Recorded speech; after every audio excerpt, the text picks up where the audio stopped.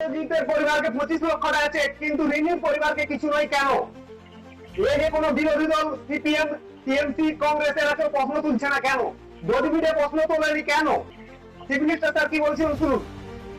মারা হয়েছে সংগঠিতভাবে, সেক্ষেত্রেও আমরা পরিবারের পাশে দাঁড়িয়েছি। ওর বাবা মার হাতে আমরা আজকে 25 লক্ষ টাকার চেক তুলে দিচ্ছি।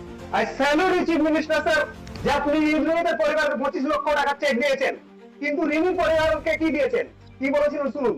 আমি বলে দিচ্ছি, পরিবার যেভাবে জাস্টিস চেয়েছেন, পরিবার সরকার এবং পুলিশের কাছ থেকে যে সহযোগিতা চেয়েছেন সেটা তারা পাবেন। ইন্দ্রনীতের অপরাধীদেরকে ধরা হয়েছে এবং ইন্দ্রনীতের পরিবারকে 25 লক্ষ টাকা চেক দেওয়া হয়েছে, তাহলে রিনির অপরাধীদের ধরা হয়েছে কিন্তু রিনির পরিবারকে কিছু দেওয়া হলো না কেন?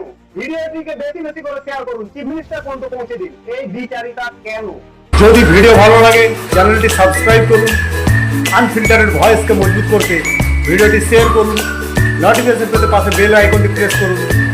জয় হিন্দ।